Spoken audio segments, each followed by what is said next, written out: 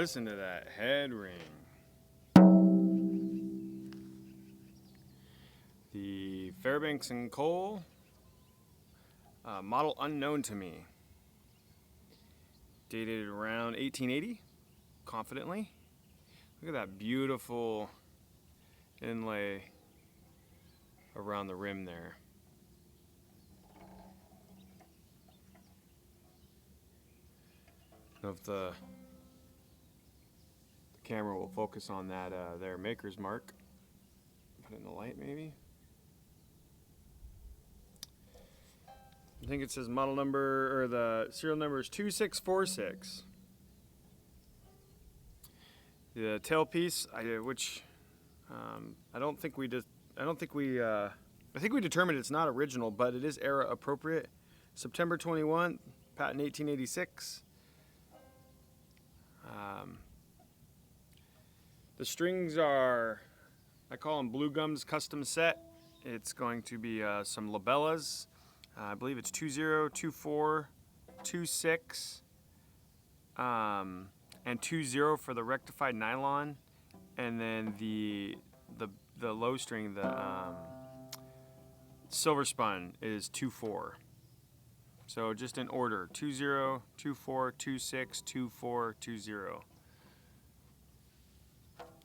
Nice smooth heel on the neck there. I believe it's made of walnut. As you can see, there's looks like a layer of maple underneath the ebony there. Fun little quirk about this particular banjo, I don't know if you've noticed it, especially when I chimed, but at the beginning when I chimed here, not here. And I don't know if it was a marketing thing by Fairbanks, but if you count, it's 3, 6, 8, 11, and 13 on the fret markers. Typically it's the 3rd, the 5th, the 7th, the 10th, or the 7th, the 9th, and the 12th, I believe, or the 7th and the 10th and the 12th. I can't remember. But I know that these aren't consistent with my other banjos that I have as far as the fret markers go. And if you know why that is, that'd be great if you let me know. I believe this head is goat. It looks a little thin for calf. And it's a little loose. It came from back east, and being out here west, it's much hotter. Humidity is much different, so I thought I'd leave it as I got it, so as to not risk popping it while it acclimated. The tailpiece here I made. I got a bunch of blanks from a website. I can't remember the name of it, but I've been experimenting with different configurations of tailpieces for the sound. I don't like this one on the sound it's producing on this banjo. I think the mid-range is kind of muddy sounding to me, especially when overhanding, and I think it could be a little brighter. When compared to my Stewart or a spun rim banjo, this thing is very warm and a little bit quieter, which I don't mind at all. It sounds great in the living room or on the porch. I'm really enjoying it. Thanks, Blaine, for finding it for me.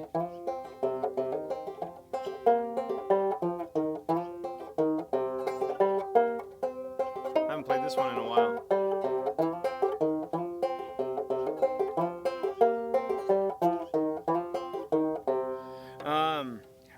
One thing that brings to mind, speaking of bridges, I'm struggling with all the different spacings. On my mountain banjo and on my gold tone.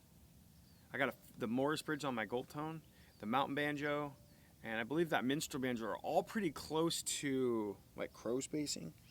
And for those of you who don't know, it really is irrelevant, the nomenclature. Just know that like some spacings are pretty standard. And on this one, I'm replicating the spacing on my Stewart, which I think is hook spacing. But going between, like I literally just came out of my living room. I was playing that mountain banjo. It's arguably the best living room banjo I own. That all wood one made for me by Kyle at Coyote Wareworks, because it's just not too loud. It's got a great tone, and it just fills the room well enough, and the family seems to enjoy the tone of it. But I literally hung that one up, and came out here to shoot this video, and my hands feel clumsy. So I don't know if that's just something that's part and parcel of having multiple instruments and just kind of adjusting or acclimating. But I'm toying around with the idea of maybe just making all my bridges standard in spacing if the tail pieces will permit it. I understand that the tail piece and the intonation where the bridge has to sit will dictate how wide those or how narrow the strings have to be. So, anyways, just a little nugget of where what I'm thinking right now as far as making bridges, anyways. But working on Washington Blues. That's a fun one. I'm learning that one by ear, and then I'm working on some old worship tunes, some gospel tunes. What's up, son? What you doing? It's nice, huh? You're still in pajamas. You gotta go get dressed, stud. Go get dressed. I love you, man. I'm working on some gospel tunes, and that's a whole other topic for another time. But I think it's time we inject a little bit of the old-time religion into our music for our worship tunes and gospel tunes at our church. So I thought it'd be fun to introduce that. But anyways, that's all I got for you. If you have any comments, concerns, saved rounds, bitches, or gripes, throw them in the comment section below.